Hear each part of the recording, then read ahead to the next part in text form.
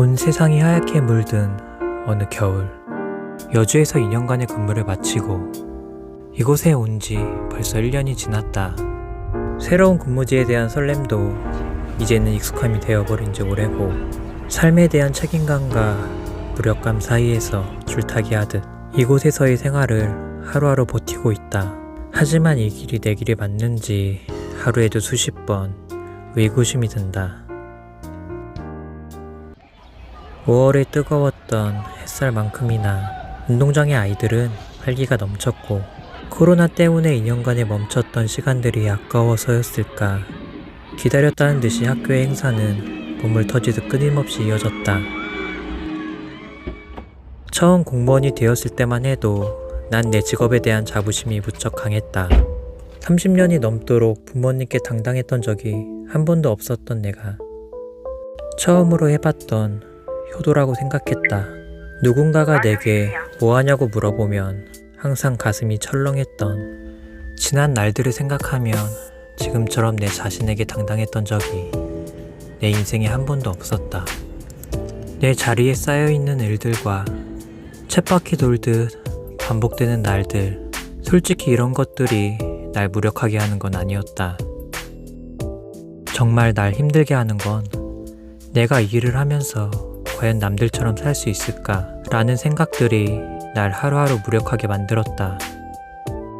3년을 일하고서야 내 월급은 간신히 200이 넘었고, 만기적금, 공과금, 주택 청약을 내고 나면 정작 나에게 쓸 수 있는 여유는 조금도 없었다.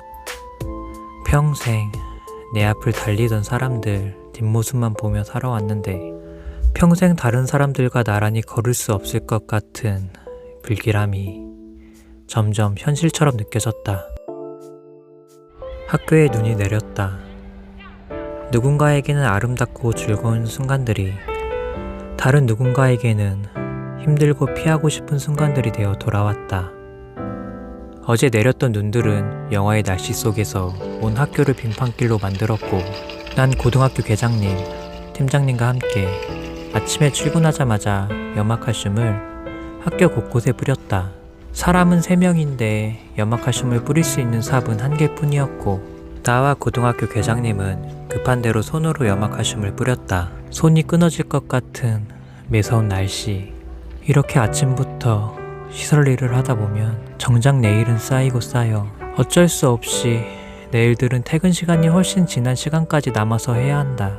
업무 분장표를 보면 어디에도 시설 관리는 내 업무로 되어 있지 않지만, 남자라는 이유로 그런 일들은 당연히 내 일이 되었고, 지금은 다른 지원청으로 간 우리 지역 인사 담당자는 남자라면 당연히 시설을 봐야 된다는 말을 아무렇지 않게 했다.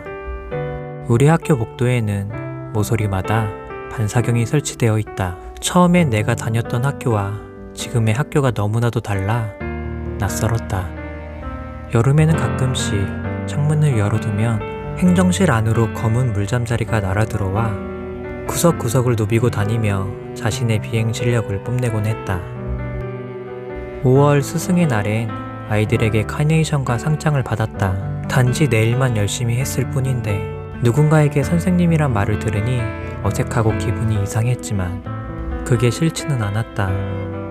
학교 축제와 체험학습, 연이은 졸업식까지 하루에 한두 번 화장실 가는 시간을 빼고는 자리에서 일어나기 힘들 만큼 바쁘지만, 주변의 사람들은 마치 다른 세상 사람들처럼 여유롭고 느긋했다.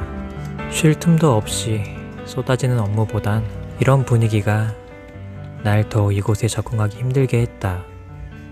밀린 일 때문에 야근을 하게 되었다. 공무원은 야근을 하더라도 1시간이 공제되기 때문에 2시간 이상 야근을 해야 초과 근무 수당을 받을 수 있다. 그리고 3시간 이상을 근무해야 뜨끈 매식비로 식사를 할 수 있다. 가끔씩 현타가 올 때마다 생각하곤 했다. 처음에는 명확했는데 이제는 미래가 안 보이는 내 삶이 힘든 건지, 가로와 감정 쓰레기통이 되어버린 이 일이 힘든 건지 알 수가 없다. 어느 날 학교 당직 근무자가 연가를 써서 본의 아니게 야간 근무를 하게 되었다. 선생님들이 야간 근무를 하기 때문에 야근을 달고 학교 문을 닫고 무인 경비를 작동시켜야 하는 아이러니한 상황이었다. 선택권이 없는 야근. 행정실의 누구도, 아니 이 학교의 어느 누구도 이런 상황에 관심 있는 사람은 아무도 없다.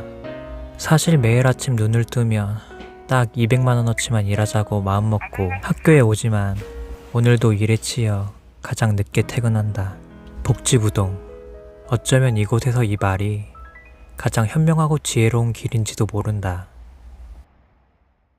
퇴근길에 마주한 별처럼 빛나는 도시의 불빛이 지금 내가 처한 상황과 너무나도 달라. 방울방울 맺혔던 무엇인가, 금방이라도 울컥 쏟아질 것 같은 고달픈 밤에 자동차 기름이 다 떨어져 우연히 들른 주유소에서 몸이 뒤집혀 바둥거리는 저 벌레가 안간힘을 써도 제자리에서 벗어나지 못하는 지금 내 모습과 겹쳐져 눈물나게 슬퍼 보였다.